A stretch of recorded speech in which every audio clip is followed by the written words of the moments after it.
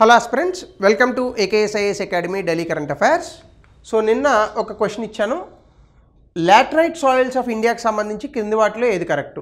Yes, laterite అంటేనే red. So red కలర్లో ఉంటాయి. They are rich in nitrogen, poor in nitrogen. So well developed in Rajasthan and UP. అలా ఏం లేదు, తెలంగాణలో కూడా ఉన్నాయి మనకి. అలాగే యూపీలో ఫస్ట్ ఆఫ్ ఆల్ లాటరైట్ ఉండదు. యూపీలో కొంత అల్యూవియల్ సాయిల్ ఉంటుంది. Tapioca and cashew nuts, they grow well on these soils. Of course అందరికీ తెలిసిందే క్యాజ్యూ నట్స్ అనేవి బాగా దొరుకుతాయి లాటరైట్ సాయిల్స్లో. ముఖ్యంగా మనకి పలాస ఇట్లాంటి ప్లేసెస్ ఉన్నాయి కదా ఆంధ్రప్రదేశ్, నార్దర్న్ ఆంధ్రప్రదేశ్లో. So answer is C 1 and 4. ఇక ఈరోజు టాపిక్ 40వ charter day of SAARC, South Asian association for regional cooperation. అంటే దక్షిణ ఆసియా ప్రాంతీయ కోఆపరేషన్ ఏమంటారు, సార్క్ అనే పిలుద్దాం. ఇవన్నీ వద్దు కానీ తెలుగులో కూడా దీన్ని సార్క్ అనే పిలుస్తారు.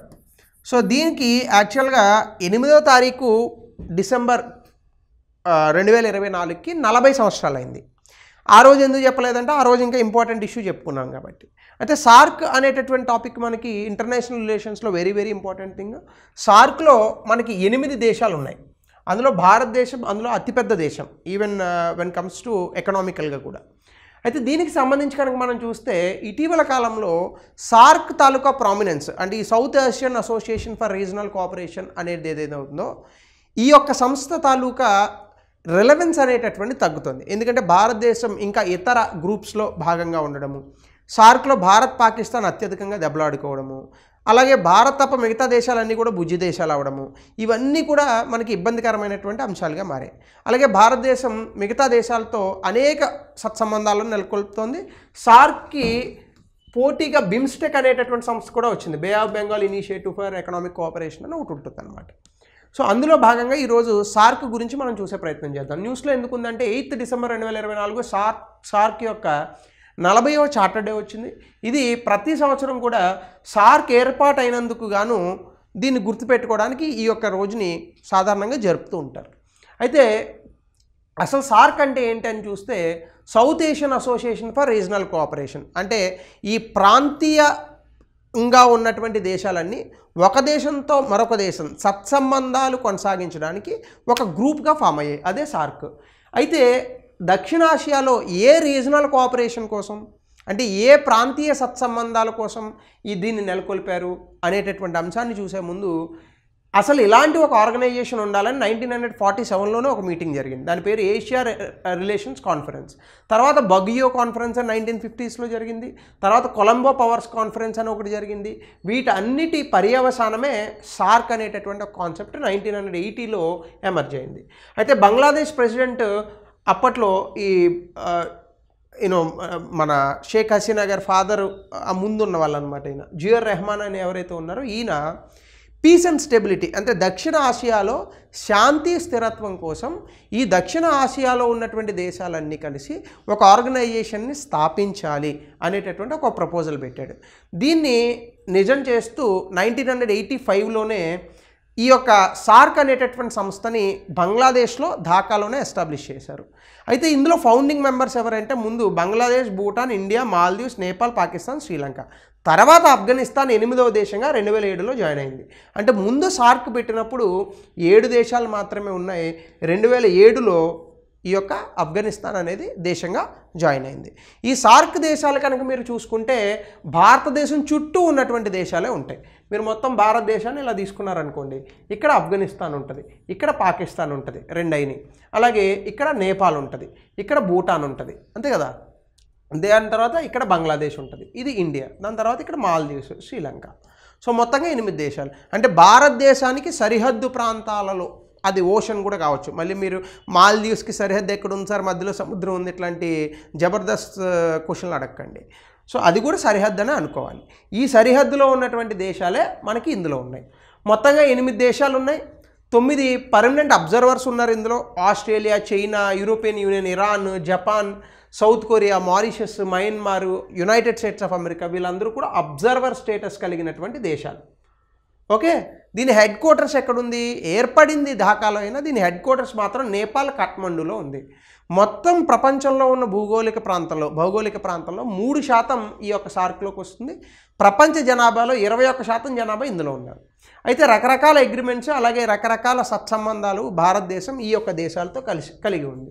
ముఖ్యంగా ఆఫ్ఘనిస్తాన్ లాంటి దేశాలతో ఆఫ్ఘనిస్తాన్కి భారతదేశం నుంచే చాలా ఇవి సరుకులు వెళ్తాయి. ఈవెన్ ఆఫ్ఘనిస్తాన్ నుంచి కూడా భారతదేశానికి వస్తాయి. Oil, mineral rich central Asian republic countries ఇవన్నీ కూడా త్రూ ఆఫ్ఘనిస్తానే మనకి చాలా రకాల సరుకులు రోడ్డు మార్గం ద్వారా రావు, ఇటు వచ్చి అరేబియన్ సముద్రంలోంచి మనకి షిప్పింగ్ రూట్స్ ద్వారా వస్తాయి. అలాగే నేపాల్ అనేటటువంటిది 5 భారతదేశంలో ఉన్నటువంటి రాష్ట్రాలతో బోర్డర్ని షేర్ చేసుకుంది. Like Uttarakhand, UP, west Bengal, Sikkim, Bihar ఈ రాష్ట్రాలతో ఉంది నేపాల్. అందుకే కదా మనకి బౌద్ధ మతం ఈ రాష్ట్రాల్లో కాస్త ఎక్కువ కనిపించేది ఒకప్పుడు. అలాగే భూటాన్ ఇండియాకి లార్జెస్ట్ ట్రేడింగ్ పార్ట్నర్. బంగ్లాదేశ్ కూడా లాంగెస్ట్ బోర్డర్ 4096 కిలోమీటర్లు భారతదేశంతో సరిహద్దు రేఖ కలిగి ఉంది. పాకిస్తాన్ గురించి సెపరేట్గా చెప్పక్కర్లేదు. సో మాల్దీవ్స్ బుజ్జి దేశం అయినప్పటికీ కూడా ఈ మధ్య మనతో గొడవ పెట్టుకోవడానికి ట్రై చేసింది. ఆల్రెడీ మాల్దీవ్స్ని తీసేసి మనం రకరకాల మనకున్నటువంటి బీచెస్లోనే దీన్ని టూరిజంని పెంచుతున్నాం. మోడీ గారు అలా నడుచుకుంటూ వెళ్ళారు, అయిపోయింది మాల్దీవ్స్ ఒక దెబ్బతో. అలాగే శ్రీలంక ఇండియాతో 3rd లార్జెస్ట్ ఎక్స్పోర్ట్ డెస్టినేషన్గా ఉంది. ఈవెన్ శ్రీలంకతో కూడా మనకి అనేక రకాలైనటువంటి దౌత్యపరమైన సంబంధాలు ఉన్నాయి. సో సౌత్ ఏషియాలో ఇలా ఉన్నటువంటి భారత్ కాక 7 దేశాల యొక్క సమూహమే ఈ యొక్క సార్క్.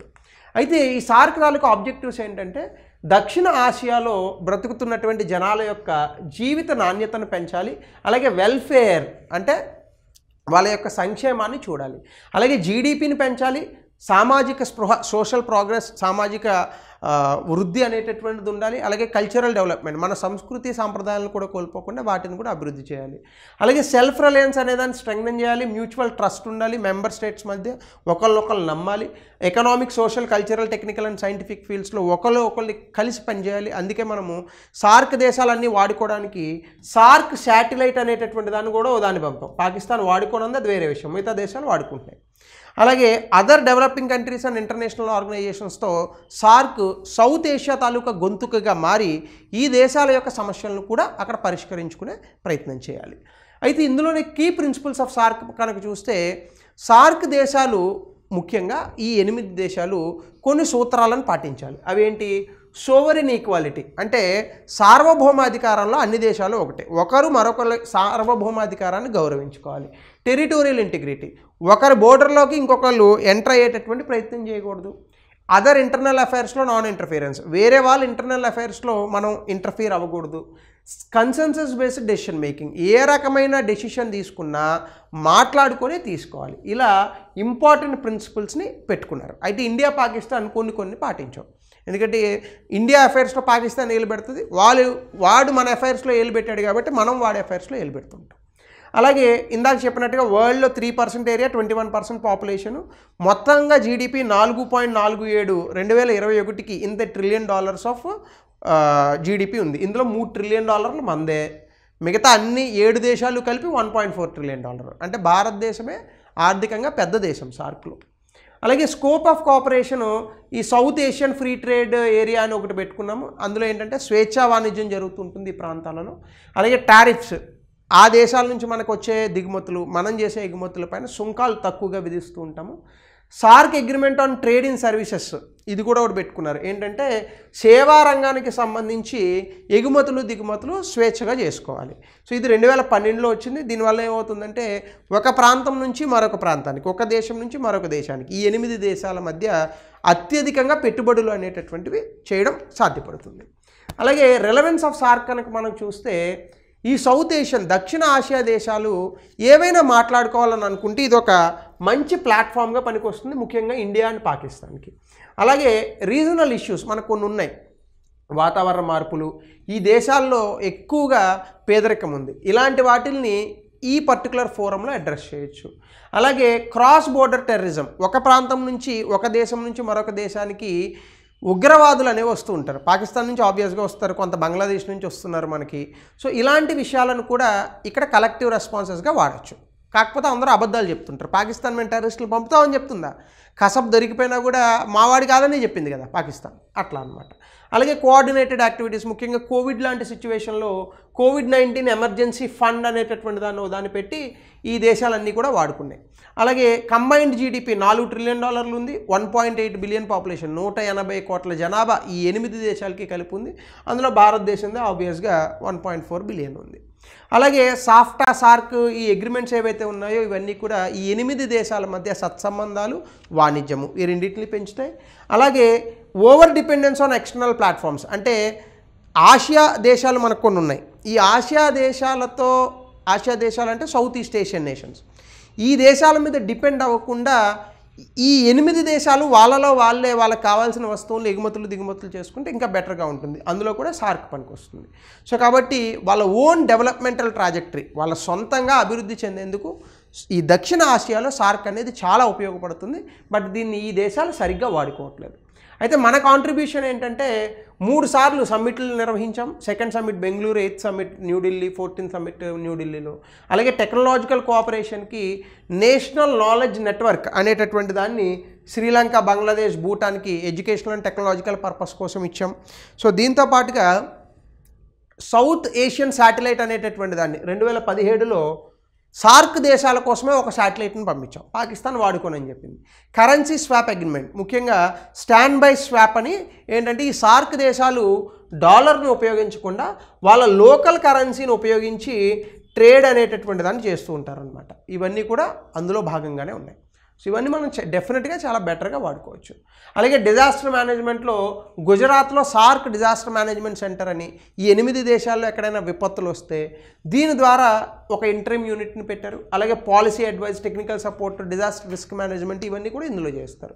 అలాగే సౌత్ ఏషియన్ యూనివర్సిటీ అని ఇండియాలోనే పెట్టారు. ఇదేంటంటే inter governmental agreement 14th SAARC సమ్మిట్లో వచ్చింది. ఇదేంటంటే world class education and research opportunities ఈ సౌత్ ఏషియన్ యూనివర్సిటీలో పెడతారు. 8 దేశాల నుంచి వచ్చిన విద్యార్థులు ఇందులో అద్భుతంగా చదువుకోవచ్చు. సో ఆ రకంగా అనేక రకాలుగా భారతదేశం సార్క్ ఉపయోగపడింది. అయితే ఇందులో కొన్ని సవాళ్ళు కూడా ఉన్నాయి. ఏంటంటే భారత్కి పాకిస్తాన్కి ఉన్నటువంటి టెన్షన్స్, బైలేటరల్ కాన్ఫ్లిక్ట్ సార్క్ తాలూకా ఇంపార్టెన్స్ని బాగా తగ్గిస్తున్నాయి. అలాగే ఎకనామికల్ ఇంటిగ్రేషన్, ఈ 8 దేశాల మధ్య జరిగేటటువంటి ఈ యొక్క ట్రేడ్, వాణిజ్యం కూడా అంతంత మాత్రంగా ఉంటుంది. డెవలప్మెంట్ కూడా ఇండియా ఏమో బాగా అద్భుతంగా డెవలప్ అవుతుంది, మిగతా దేశాలు సరిగ్గా డెవలప్ అవ్వట్లేదు.